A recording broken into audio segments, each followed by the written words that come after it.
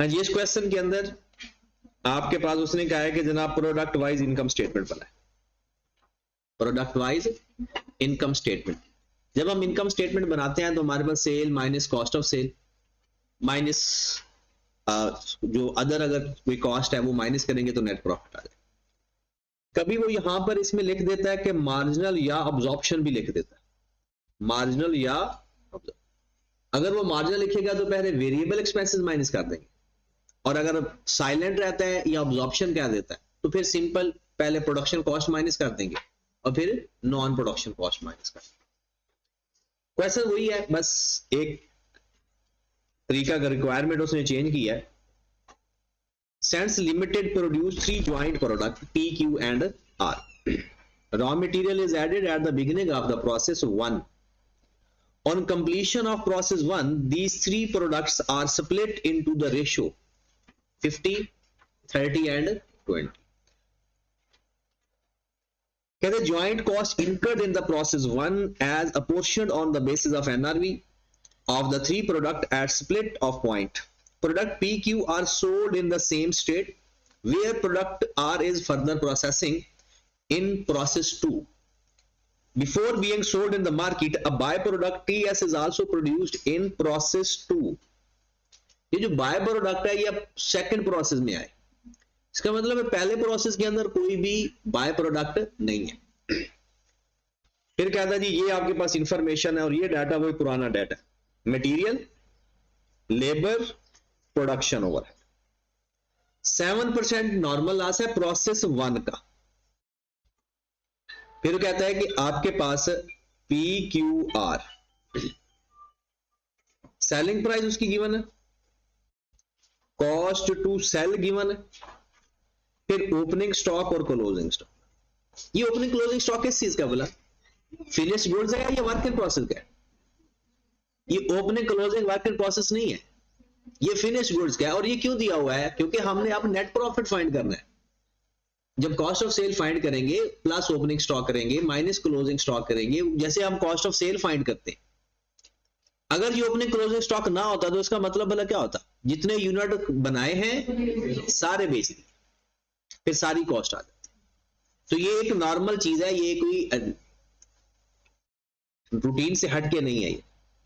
फिर कहता है value of opening and closing stock of product R comprises of cost of the both process. Value of opening stock of R is 5850,000.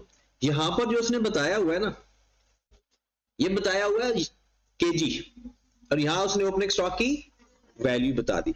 अच्छा, जो क्योंकि हमारा main target क्या है, मेन टारगेट हमारा है इनकम स्टेटमेंट बनाना, तो उसके लिए अगर ओपनिंग स्टॉक क्लोजिंग स्टॉक के यूनिट्स गिवन है ना, तो फिर हमें यूनिट सोल्ड भी फाइंड करने पड़ेंगे। क्या तरीका होता है, जितने यूनिट बनाए माइनस जितने यूनिट अनसोल्ड हैं, फिर हमारे पास यूनिट सोल्ड आएंगे। कहते हैं in process 27450 kg of TS was produced. ये टीएस है क्या भला, बाय प्रोडक्ट है, और 175 पर केजी के हिसाब से हमने उसको बेचना है और प्रोसेस के अंदर ही एडजस्ट कर देना। कहते हैं selling and admin expenses are 12% of selling and admin cost. ये उसने वैसे ऊपर कॉस्ट टू सेल गिवन भी है, ये सिंपल हमने जब इनकम स्टेटमेंट बनाएंगे तो लेस कर देंगे नेट प्रॉफिट के लिए। कहता है फाइफो मेथड आपने यूज करना। फाइफो मेथड का तो यहां कोई ताल्लुक है नहीं वैसे इतना खास। फाइफो मेथड का मतलब है कि आपने जो लेटेस्ट यूनिट खरीदे होते हैं ना, क्लोजिंग स्टॉक के यूनिट्स को उनसे मल्टीप्लाई करना था, उसकी वैल्यू से। तो सबसे पहले तो वो अपना पुराना काम करते हैं, ज्वाइंट कॉस्ट फाइंड करते हैं, फिर एलोकेट करते हैं, क्योंकि कॉस्ट ऑफ प्रोडक्शन तो हमें चाहिए ना। तो सबसे पहला काम जो हमारा पुराना है वही करते हैं, उसके बाद इनकम स्टेटमेंट की तरफ आते हैं। क्वांटिटी स्केड्यूल बना लेते हैं।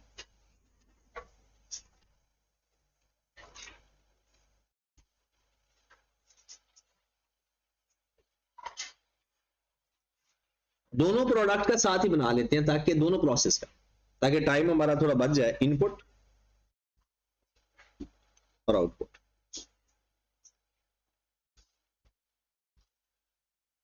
हाँ जी, इनपुट कितना है,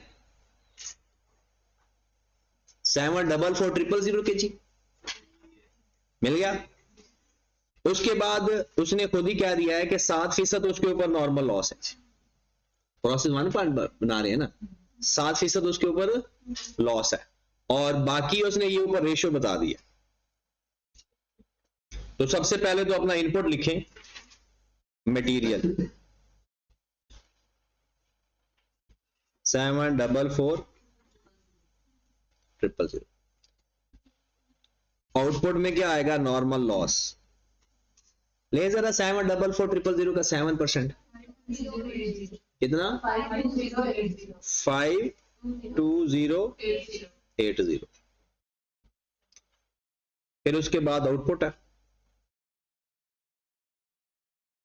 अब आउटपुट 3 फॉर्म में है, पी क्यू एंड आर। अब तो क्योंकि ये आपको ये फिंगर टिप्स पे चीजें होनी चाहिए, इनपुट वाली साइड पर कितनी चीजें आती होती थी, 3। ट्रांसफर इन वो इसमें होगा नहीं, ओपनिंग वर्क इन प्रोसेस वो भी नहीं है, और मटेरियल वो है। इसका मतलब है इसका इनपुट पूरा है,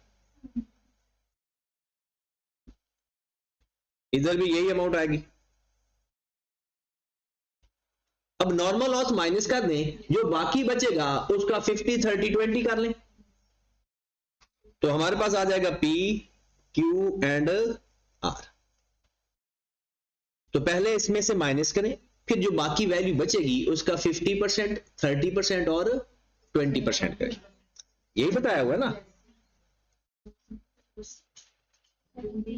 कितना पी का कितना, 345960 207576 138 ये हमारे पास काम हो गया। अब हमने ऐसा करते हैं कि प्रोसेस 2 का भी इधर बना लेते हैं ताकि काम बार बार हमें वापस ना आना पड़े इसी एक काम के ऊपर, इनपुट और आउटपुट। इसमें पहला काम आता है ट्रांसफर इन, और वो कितने हैं भला, 13838। ये जो आर है ना, ये अगले प्रोसेस में जा रहा है, आर के ऊपर अगला प्रोसेस लग रहा है, तो इसका ट्रांसफर इन हो गया। अब आप बताएं कि जनाब क्या प्रोसेस 2 में कोई मटेरियल लगा, मटेरियल नहीं है। क्या उसका कोई क्लोजिंग वर्क इन प्रोसेस है, वर्कर, ये opening closing stock finished goods का है, ये जो ओपनिंग क्लोजिंग स्टॉक इसका है वो फिनिश्ड गुड्स का है। इसका ना एक टीएस प्रोड्यूस हुआ था, ये 7450 बाय प्रोडक्ट। तो अब हमारे पास ये इसकी डेबिट साइड पूरी होगी, 138384, यहां पर भी आएगा 138384, और यहां पर आ जाएगा बाय प्रोडक्ट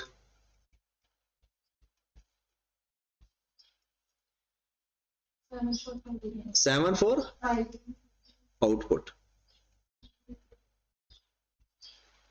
130 930 93। ये हमारे दोनों प्रोसेस का क्वांटिटी स्केड्यूल बन गया। इसको ना बड़ी तसल्ली से अपना प्रोसेस अकाउंट भी साथ ही रिवाइज करना है। अब हमने करना ये है कि ये जो इसकी क्रेडिट साइड पर यूनिट्स आ रहे हैं ना, इनके ऊपर अपनी कॉस्ट एलोकेट करनी है, नॉर्मल लॉस और बाय प्रोडक्ट को निकाल के। एलोकेट किस पे करते होते हैं, नॉर्मल लॉस और बाय प्रोडक्ट को निकाल के। तो अब हम वापस अपने प्रोसेस 1 में चलते हैं। प्रोसेस 1 के अंदर सबसे पहले हमने क्या करना है, इक्विवेलेंट यूनिट्स बनाने। टाइम बचाने के लिए इक्विवेलेंट यूनिट्स का सारा फॉर्मेट नहीं बनाते जब opening closing work in process ना हो या एबनॉर्मल लॉस ना हो, क्योंकि उसके सारे यूनिट्स एक जैसे होते हैं। तो हम बना लेते हैं जनाब इक्विवेलेंट यूनिट्स।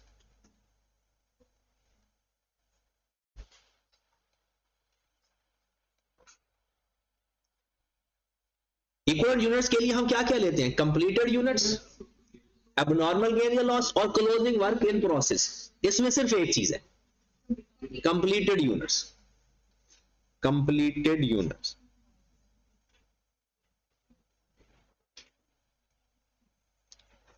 हाँ जी, पी के कितने हैं, 345,960। क्यू पे कितने हैं?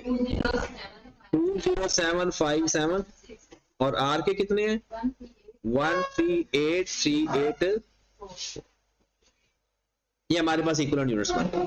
और अगर प्रोसेस 2 के इक्विवेलेंट यूनिट्स चाहते हो तो वो भी गिवन है। प्रोसेस 2 के भी इक्विवेलेंट यूनिट्स हमारे पास हैं, क्योंकि टाइम हमारे पास पेपर में भी इतने की होता है कि हम साथ साथ अगर हो सकता है तो करते जाओ। कंप्लीटेड यूनिट्स आर के 13093, ये सेकंड प्रोसेस के कंप्लीटेड यूनिट्स हो गए। अब आप कहेंगे जी हम तो लिखते थे मटेरियल और कन्वर्जन, आप लिख लो, उसके नीचे यही आएगा। ये तब अलग अलग लिखते होते हैं जब एक से ज्यादा। उसके बाद आ जाता है कॉस्ट। अगर आपने कंप्लीटेड यूनिट्स को अलग अलग नहीं किया ना तो कॉस्ट को भी अलग अलग करने की जरूरत नहीं। डायरेक्ट टोटल कॉस्ट फाइंड हो सकती है या फिर वही दो कॉलम बनाए। हाँ जी, सबसे पहले आप आ जाए जी मटेरियल की कॉस्ट, प्रोसेस 1 की कॉस्ट बता दें। प्रोसेस 1 की मटेरियल की कॉस्ट इन दोनों को मल्टीप्लाई करके, इन दोनों को मल्टीप्लाई करके, और ये डायरेक्ट गिवन है। प्रोसेस 1 की मटेरियल 305784। लेबर ये 200 रुपया 1 घंटे का रेट है और 6,11,568 उसका रेट है। आर 122313600 प्रोडक्शन ओवरहेड वो गिवन है 91456। क्या प्रोसेस 1 का कोई नॉर्मल लॉस और बाय प्रोडक्ट है? नॉर्मल लॉस की स्क्रैप वैल्यू है। ये अगर आपको पैटर्न याद होगा ना क्वेश्चन का, तो क्वेश्चन आपका बहुत आसानी से हो जाएगा। तो पैटर्न आप रखना है कि भाई इस चीज में हम क्या क्या करते होते हैं। जब भी कॉस्ट फाइंड करते हैं हमारा ये होता है कि बाय प्रोडक्ट और नॉर्मल लॉस को देखते हैं। तो ना इसका नॉर्मल लॉस क्या है, स्क्रैप वैल्यू है, ना डिस्पोजल कॉस्ट है, ना बाय प्रोडक्ट। तो ये हमारी टोटल कॉस्ट आ गई 51955 टोटल। यहां से ना मैं प्रोसेस 2 को स्किप कर रहा हूं, पहले ये क्वेश्चन कंप्लीट करके फिर प्रोसेस 2 पे आते हैं। इसका टोटल करें 519553600। ये क्वेश्चन पूरा सिर्फ इस वजह से लगता है कि इसकी वैल्यू बहुत ही बड़ी और इन 1000 में भी नहीं आती। ऐसा होना कि 1000 में आ जाए तो बंदा 1000 में कर लेता है। ओके, और अगर हम वैसे लिख लें, इसकी कॉस्ट लिख लेते हैं फर्दर कॉस्ट। ये फर्दर कॉस्ट तो आ रही है ना, एक इसकी ज्वाइंट कॉस्ट आएगी, वो जो पिछले प्रोसेस से आएगी, वो बाद में देखते हैं। अब हम ताकि हमारा क्वेश्चन फर्स्ट प्रोसेस में पूरा कंप्लीट हो जाए फिर सेकंड प्रोसेस में चलते हैं। हाँ जी, हमारे पास टोटल कॉस्ट आ गई। अब उसके बाद हम क्या फाइंड करते हैं? अच्छा, वैल्यूएशन। अब ये जो वैल्यूएशन है, ये वैल्यूएशन 3 के ऊपर एलोकेट होती है। एबनॉर्मल गेन या लॉस, क्लोजिंग ब्रैकेट प्रोसेस और ज्वाइंट। बाकी दो तो है ही नहीं, ये सारी ज्वाइंट कॉस्ट है। ये सारी इवैल्यूएशन का एक भी स्टेप करने की जरूरत नहीं है, क्योंकि ये अगर एबनॉर्मल लॉस होता उसकी कॉस्ट लेकर माइनस कर देते, अगर क्लोजिंग मार्केट कॉस्ट होता माइनस कर देते, बाकी बात जाती ज्वाइंट कॉस्ट। और हम तो बाकी दोनों नहीं है तो ये सारी की सारी ज्वाइंट कॉस्ट हो गई। ठीक है, तो आपको इवैल्यूएशन करने की जरूरत अब अगर करनी भी है तो ये एज इट इज लिख लो कि भाई ये ज्वाइंट कॉस्ट है। ठीक है, अब अगला प्रोसीजर है एलोकेशन का। एलोकेशन एनआरवी के ऊपर है, तो हम किस तरह से करते हैं? सबसे पहले यहां पर लिखते हैं प्रोडक्शन के नाम। कौन कौन सी प्रोडक्शन है? पी क्यू आर, क्योंकि तीनों पे ज्वाइंट कॉस्ट एलोकेट करनी है, क्योंकि ये तीनों मेन प्रोडक्ट है। जो बाय प्रोडक्ट है ना वो अगले प्रोसेस में है, यहां पर हम लिखेंगे उनके यूनिट्स। हाँ जी बताएं उनके यूनिट्स कितने कितने निकाले थे आपने? ये 345960 345960 207 576 138 384। यहां पर हम फाइंड कर लेते हैं उसकी एनआरवी। आपको पता है जो फर्दर प्रोसेसिंग वाले की उसकी एनआरवी में मसला आता है, बाकी सिंपल है। तो एनआरवी पर यूनिट ढूंढे जनाब। ये इसकी सेल प्राइस गिवन है सबकी, ये उसकी कॉस्ट टू सेल गिवन है। हाँ जी 1045 में से 15 माइनस कर देंगे तो पी की एनआरवी आ जाएगी 1030। फिर 960 में से 10 माइनस कर दें 900। आर के साथ कुछ और भी करना पड़ेगा। Further processing cost, further processing cost दो तरीके, या तो टोटल फाइंड कर लो या फिर ऐसा कर लो कि वो पर यूनिट फाइंड करके ले। किस तरह से करके आना है? सेकंड प्रोसेस का आधा काम यहां पर ही हो जाता है जी। ये हम कर चुके हैं आधा काम। देखें ये उसका क्वांटिटी स्केड्यूल बन चुका है। ये क्या चीज है उसका?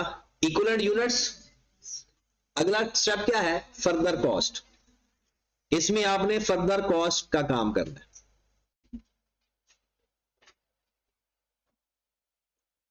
फर्दर कॉस्ट कौन कौन सी लगी है इसके ऊपर?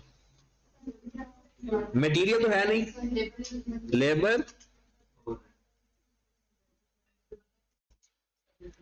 लेबर कितनी है जी? 200 को नंबर ऑफ आवर से मल्टीप्लाई कर दो। 11090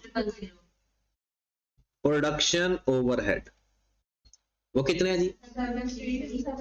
गिवन है 7230 बाय प्रोडक्ट। हाँ जी बाय प्रोडक्ट कितनी है? 7450। और किस रेट पे बिकेगी? 175 मल्टीप्लाइड बाय 7450 कितना? 1337 माइनस कर देंगे। ये हमारी फर्दर कॉस्ट आ गई। अगर डिस्पोजल कॉस्ट होती है इसमें ऐड हो जाती। अगर नॉर्मल लॉस हो तो उसकी स्क्रैप वैल्यू बिल्कुल वही पैटर्न है जो हमारा नॉर्मल होता है। कितना? 17016250। ये टोटल है या पर यूनिट है?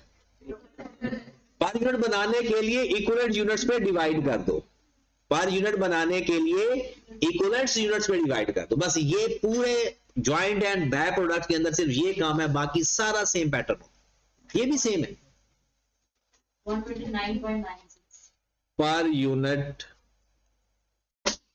129.96। ये फर्दर कॉस्ट पर यूनिट आ गई। अक्सर स्टूडेंट ये परेशान होते हैं कि हमने इसको डिवाइड किस पे करना है। ये सेकंड प्रोसेस के इक्विवेलेंट यूनिट्स पे डिवाइड करना है। जिस प्रोसेस की कॉस्ट फाइंड की है ना, उसी प्रोसेस के इक्विवेलेंट यूनिट्स पे डिवाइड करना। अब इसकी एनआरवी आ गई जनाब। ये आपके पास 1021 पहले सेल वैल्यू, 12 सेलिंग कॉस्ट और 129.96 उसकी फर्दर प्रोसेसिंग कॉस्ट। ये आपकी एनआरवी पर यूनिट आ गई जी। वो बिल्कुल करेंगे जब कॉस्ट ऑफ सेल फाइंड करेंगे। ये वर्क इन प्रोसेस को अपने क्लोजिंग नहीं है ना, ये फिनिश गुड्स है। और फिनिश गुड्स तो हम, ये जो हमारा काम है ये प्रोसेस है, ये प्रोसेस अकाउंट है। तो प्रोसेस अकाउंट के अंदर जो फिनिश गुड्स है ना उसका कोई ताल्लुक ही नहीं होता। कितना? 879.04 879.04। बस आगे सवाल आपका चल पड़ा। अब अगला काम क्या करेंगे? टोटल एनआरवी 356 356 338800 1971 97200 121 6450 71 टोटल कर लेंगे 675 675 18 10 7 अगला काम क्या है, ज्वाइंट कॉस्ट को इस पे डिवाइड करके अपनी अपनी एनआरवी से मल्टीप्लाई कर दो। अच्छा, ये आपके पास ये ऊपर ज्वाइंट कॉस्ट पड़ी हुई है, इसको डिवाइड कर देंगे। मैं ये नीचे लिखने लगा हूं, पी क्यू आर की अपनी अपनी कॉस्ट, पी क्यू आर की जो ज्वाइंट कॉस्ट है ना, आंसर वही आना चाहिए टोटल 51955 अब इसको टोटल एनआरवी पे डिवाइड कर दो और अपनी अपनी एनआरवी से मल्टीप्लाई कर दो। 2742 03 639 1475 288 26 देखना कि कौन सा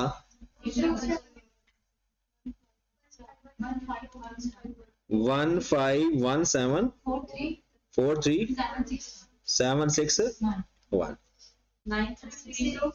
930 9360 62 चले। वैल्यू तो तरीकाकार बस आना चाहिए, वैल्यू तो पेपर में अगर इस तरह का सवाल है तो कोई वैल्यू आगे पीछे हो जानी है। हाँ जी, ये हमारे पास ज्वाइंट कॉस्ट आ गई, एलोकेट भी हो गई। अब ये ज्वाइंट कॉस्ट का मतलब है ये प्रोडक्शन कॉस्ट है। ज्वाइंट कॉस्ट का मतलब है कि प्रोडक्शन, इतना यूनिट को प्रोड्यूस करने पे हमारा खर्चा आया। ओके, अगर आपसे कोई पर यूनिट पूछता है तो फाइंड कर सकते हो पर यूनिट, क्योंकि हमें ना क्लोजिंग स्टॉक वहां केजी पड़े हुए हैं, उनकी वैल्यू भी चाहिए। और फाइफो मेथड में कौन सी वैल्यू चाहिए होती है, लेटेस्ट। तो लेटेस्ट तो यही कॉस्ट आई है सब यूनिट को बनाने के लिए। तो अगर आपसे पर यूनिट कॉस्ट चाहिए तो per unit cost per KG, हाँ जी, पी की पर केजी कैसे फाइंड करोगे, उसके यूनिट्स पे डिवाइड कर दो, और क्यू की पर केजी कॉस्ट फाइंड करने के लिए उस पे डिवाइड कर दो।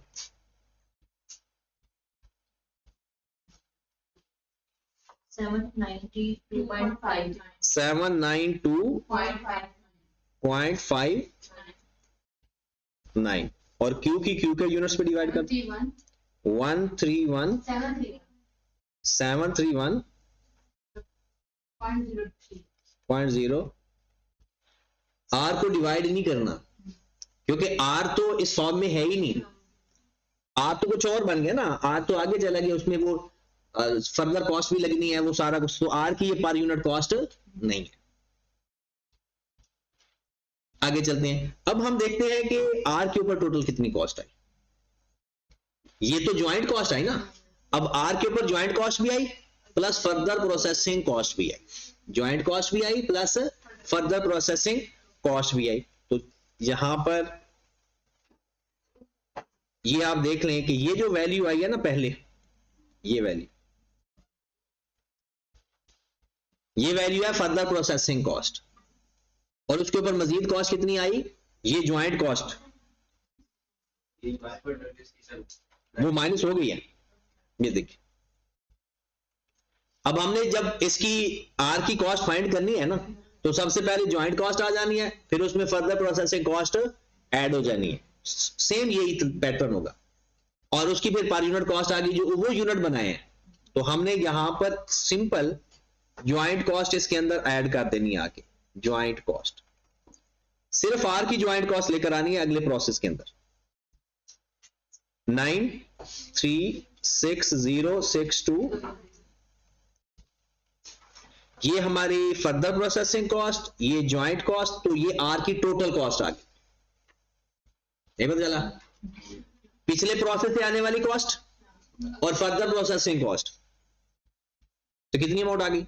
110622 ये आ गई आर की कॉस्ट, आर की प्रोडक्शन कॉस्ट, पिछले प्रोसेस से आने वाली कॉस्ट प्लस अगले प्रोसेस की जो कॉस्ट लगी है।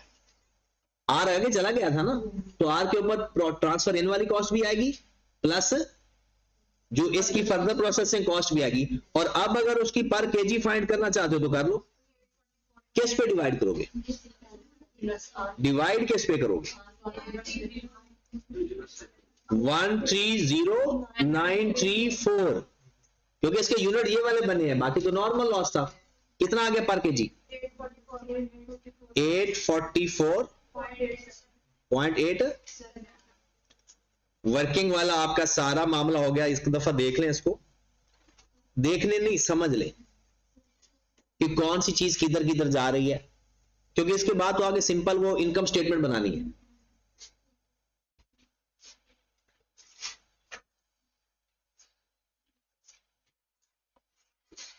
नोट कर लिया तो थोड़ा सा मैं इसका ओवरव्यू देने लगूंगा आपने। ये देखिए, सबसे पहले हमने काम क्या किया था? क्वांटिटी स्केड्यूल बनाया। क्वांटिटी स्केड्यूल कैसे बनता है? इनपुट में वो तीन चीजें लिखकर उसको आउटपुट में बराबर करना, ठीक है। फिर अगला का टारगेट क्या था? Equivalent units. इक्विवेलेंट यूनिट्स में क्या क्या आता है? आउटपुट में तीन चीजें, कंप्लीटेड, अब नॉर्मल गेन लॉस और क्लोजिंग वर्क इन प्रोसेस। सिर्फ एक चीज थी, कंप्लीटेड, इसलिए हमने कंप्लीटेड लिख दिए और इसके भी यूनिट्स कंप्लीटेड। फिर कॉस्ट, इसकी कॉस्ट मटेरियल, लेबर, ओवरहेड। इसकी कॉस्ट फर्दर कॉस्ट लिखी, मटेरियल और लेबर और ओवरहेड। और फर्दर जो कॉस्ट आई थी ज्वाइंट कॉस्ट, वो भी हमने इसमें आकर ऐड कर दी, क्योंकि इसमें एक चीज कॉस्ट रह जाती है, वो पिछली कॉस्ट पूरी होती है तो आगे आते हैं। इस कॉस्ट को करना था, इसमें से फाइंड करनी थी ज्वाइंट कॉस्ट। ज्वाइंट कॉस्ट तीन चीजों की, पर ना तो इसमें क्लोजिंग वर्क इन प्रोसेस था, ना इसमें एबनॉर्मल लॉस था। तो ये सारी की सारी कॉस्ट क्या थी? अगर वो होता तो पहले वो एबनॉर्मल लॉस वाली वर्किंग करते। उसके बाद हमने क्या किया? एनआरवी के बेस के ऊपर यहां पर अपने यूनिट्स लिख लिए, एनआरवी पर यूनिट फाइंड की सबकी, और फिर उसको सबके ऊपर एलोकेट कर दिया। ये उसकी सबकी प्रोडक्शन कॉस्ट आ गई। जो आर की प्रोडक्शन कॉस्ट थी वो हम अगले प्रोसेस में ले गए और उसमें उसकी अपनी फर्दर कॉस्ट ऐड कर दी, तो ये उसकी प्रोडक्शन कॉस्ट आ गई। और सबकी पर केजी फाइंड करने का सिर्फ एक मकसद था, क्योंकि क्लोजिंग स्टॉक की केजी गिवन थे। अगर वो क्लोजिंग स्टॉक के केजी ना होते ना, तो हमें जरूरत नहीं थी फिर ये पर यूनिट फाइंड करने की। Simple sale minus cost of sale करते, आंसर आ जाता। अब हम बनाते इनकम स्टेटमेंट। ये सारा था हमारा working.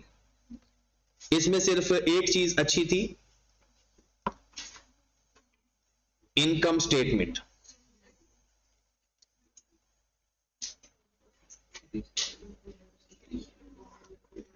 P Q are,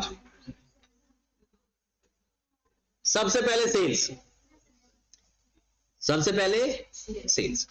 sales find करने के लिए मैं थोड़ा पैटर्न लिख देता हूं ताकि परेशानी कम है। सबसे पहले लिख लेते हैं यूनिट्स, पेपर में चाहे ना लिखना। कितने यूनिट सेल किए बताओ? पी के कितने? 345 और जो क्लोजिंग स्टॉक बच गया है वो माइनस कर दें। देखिए ये जो आपके पास पड़े हुए हैं 20,200, ये माइनस कर देंगे। 32566 पता चला इसका? देखें आपने पी के बनाए थे कितने? 34596 ये बनाए थे, ये क्लोजिंग में पड़े हैं। इसका मतलब है सोल्ड कितने हुए? सोल्ड यूनिट्स का फार्मूला होता है ओपनिंग स्टॉक के unit plus purchase minus closing. तो यहां पर मैं तो कहता हूं लिख लो ताकि बार बार ना हमें वापस ना आना पड़े। पी के कितने बेचे? 325,760 और क्यू के कितने बनाए थे? क्यू के बनाए थे 205 2075 76। इसमें से माइनस कर देंगे 15140 तो कितने आ गए 192436। अब आ जाओ आर के ऊपर। आर के बने कितने 13093, उसमें ओपनिंग प्लस क्लोजिंग माइनस, क्योंकि पहले भी तो कोई यूनिट पड़े हुए हैं ना, वो प्लस कर देंगे और क्लोजिंग माइनस कर देंगे तो कितने आ जाएंगे 9060। ये आ गया यूनिट सोल्ड। यूनिट सोल्ड ये मुझे लिखवा दे यहां पर पैटर्न में पी के लिखवा दे 325760 192436। आप ना इसको कह लो ए सेल प्राइस, इसको कह लो बी। पी की सेल प्राइस कितनी है 1045। क्यू की कितनी सेल प्राइस है 960 और आर की सेल प्राइस कितनी है 102। अच्छा इसको अब ना नेट कर देना, वो एनआरवी फाइंड करने के लिए करते होते हैं। वो फार्मूला एनआरवी का है selling price minus selling expense minus further cost. वो किसका फार्मूला होता है एनआरवी का। ये हम सेल लिख रहे हैं तो सेल का फार्मूला तो होता है जिसकी सेल करोगे वो सारी वैल्यू सेल ही है। एनआरवी का और तरीका होता है और सेल का अपना ही तरीका है। हम फाइंड ये क्या चीज आ जाएगी हमारी सेल्स किस तरह से आएगी ए मल्टीप्लाइड बाय आपके पास यूनिट सोल्ड भी हैं और आपके पास सेल प्राइस पर यूनिट भी है 3404 19200 फिर क्या 1847 38560 9250 चलें पहले इसको नोट करें। ये हमारी सेल आ गई। इसमें से लेस क्या करना है कॉस्ट ऑफ सेल का फार्मूला क्या है opening stock plus produce production minus closing stock. 5 के बाद 6 किस में अच्छा आर में ओके। अब आ जाते हैं less cost of cell.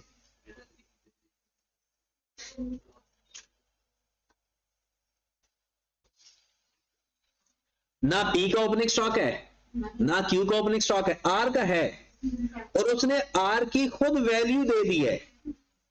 Opening stock के जो यूनिट्स हैं उसने खुद उसकी वैल्यू दे दी है कि भाई आर के ओपनिंग स्टॉक की ये वैल्यू है 5850 5850 प्लस प्रोडक्शन कॉस्ट। जो ए की पी की प्रोडक्शन कॉस्ट हुई है वो पी के नीचे लिख दें, जो क्यू की प्रोडक्शन कॉस्ट है वो ज्वाइंट कॉस्ट। हाँ जी पी की ज्वाइंट कॉस्ट कितनी आई 274203639 और जो क्यू की ज्वाइंट कॉस्ट आई थी 1517 43761। जो आर की ज्वाइंट कॉस्ट आएगी वो ज्वाइंट कॉस्ट आएगी या फर्दर कॉस्ट ऐड होके आएगी। अब इसके आप ना सॉल्यूशन में 2 तरीके देखेंगे, वो पहले क्या लिख देता ज्वाइंट कॉस्ट और फिर नीचे लिख देता फर्दर कॉस्ट। मतलब वो प्लस करके ले आओ या अलग अलग करके लिख लो, आपकी अपनी मर्जी। हाँ जी तो उसकी हमने तो प्लस कर बैठे हैं। यहां पर ये देखें 1106 2245 लेस क्लोजिंग स्टॉक। ये अब मैंने आपसे पूछना है इसका क्लोजिंग स्टॉक भला कैसे आएगा। क्लोजिंग स्टॉक के केजी पड़े हुए हैं पर यूनिट हमने फाइंड कर लिया है। FIFO मेथड है तो उसको डायरेक्ट मल्टीप्लाई करते हैं। वेटेड एवरेज तो एवरेज लेते होते हैं, और FIFO मेथड हो तो जो लेटेस्ट कॉस्ट पर केजी आ रही है ना, उसको जो केजी यूनिट्स आपके पास पड़े हुए हैं उससे मल्टीप्लाई कर दो। यहां पर देखें, ये हमने पर केजी फाइंड किए हुए हैं, पी का पर केजी, क्यू का पर केजी, और ये आर का पर केजी, और यहां पर आपके सबके क्लोजिंग स्टॉक के केजी अवेलेबल है। हर केजी को मल्टीप्लाई करते जाओ पर यूनिट से, तो आपके पास पी की क्लोजिंग स्टॉक का आ जाएगा उसकी वैल्यू। हाँ जी बताएं, क्लोजिंग स्टॉक पी का 20200। नहीं नहीं, ये आपने बतानी है वैल्यू। 1601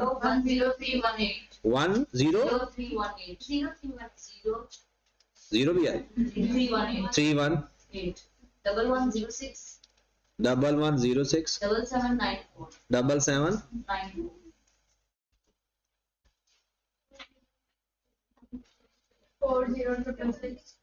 4066 93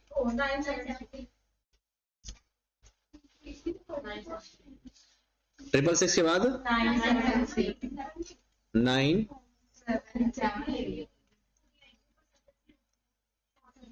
सबके केजी गिवन है और सबके पर यूनिट कॉस्ट भी गिवन है, मल्टीप्लाई करेंगे हमारे पास कॉस्ट ऑफ सेल आ जाएगी। अब पहले कॉस्ट ऑफ सेल फाइंड कर लें। प्रोडक्शन कॉस्ट को में से क्लोजिंग स्टॉक माइनस कर 2581 93321, फिर इनमें से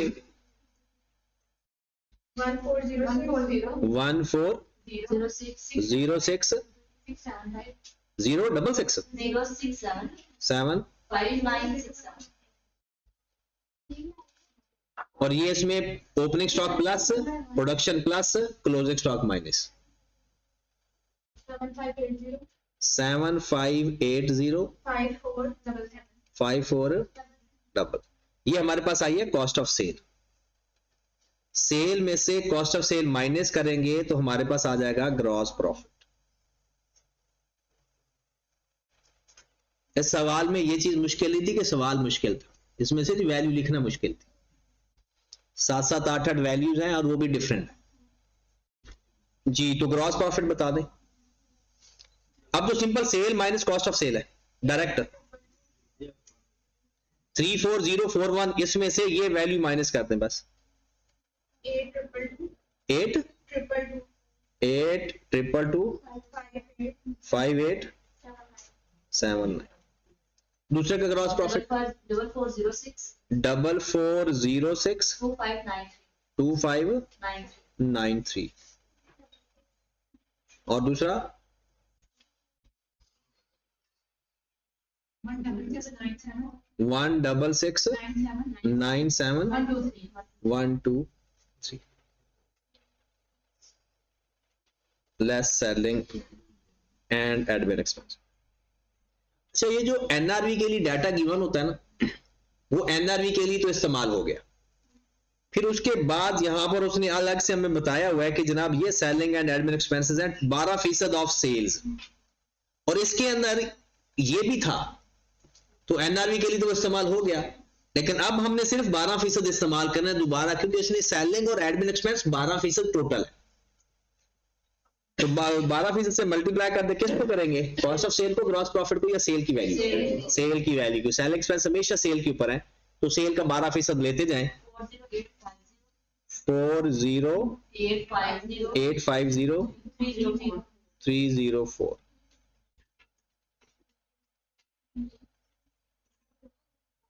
दूसरा कितना है? 2216 86 8627 111 00 312। ये हमारे पास नेट प्रॉफिट आ गया और ये हमारी इनकम स्टेटमेंट है।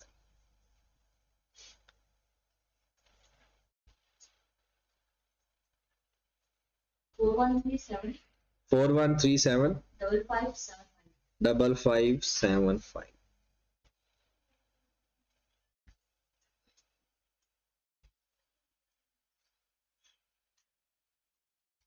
2189 क्या 2189 2189 3966 3966 5596 8 डबल।